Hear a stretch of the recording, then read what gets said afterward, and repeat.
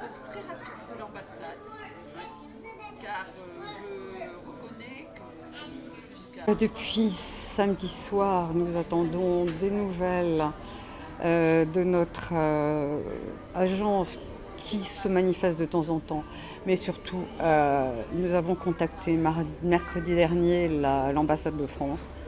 Et là, j'avoue, je suis un petit peu surprise du manque de coordination qui se passe dans ce service. Alors certes, je comprends que ce soit une période difficile à gérer, mais une fois on nous demande si nous voulons rentrer, une autre fois on nous dit que nous allons normalement un vol demain sur Budapest, mais que nous avons accepté. Ça c'était hier au soir et nous n'avons aucune nouvelle depuis.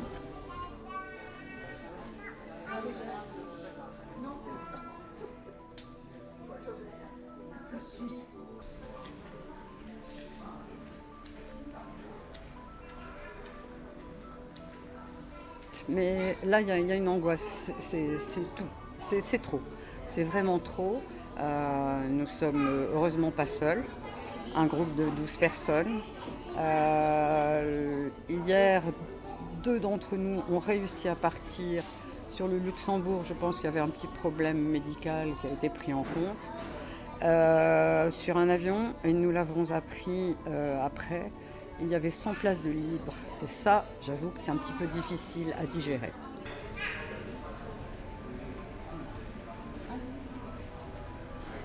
On vit scotché à notre téléphone en ce moment, c'est quand même pas possible. Et c'est pas ça.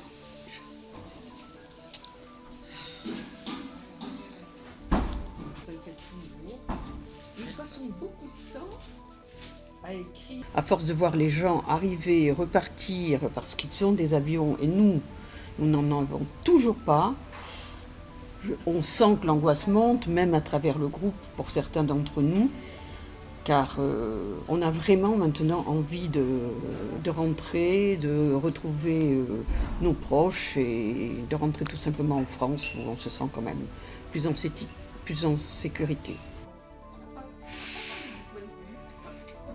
Non, on est un peu dans la zone ici, mais ça c'est indispensable. Pour partir en avion, sans dessus, tout est prêt. Il n'y a plus qu'à mettre la trousse de toilette qui a sa place ici. Voilà. J'aimerais qu'ils envoient des avions spéciaux pour rapatrier leurs ressortissants, tout simplement. N'importe quel vol, je ne dis pas Air France, même des avions militaires, peu importe, mais qui viennent récupérer leurs ressortissants. On ne sait, moi je ne sais absolument pas comment va évoluer la situation ici. Si ça se trouve, demain, Oman va fermer son aéroport, son port, et on ne va pas rester coincé ici pendant des semaines. On n'a aucune visibilité sur ce qui va se passer dans les jours prochains. Zone qui est en construction, ils agrandissent en permanence cette ville, on voit des travaux partout. Et là actuellement ils annoncent. Et on voit toujours les montagnes aussi. Ça, c'est vraiment. C'est un pays très beau.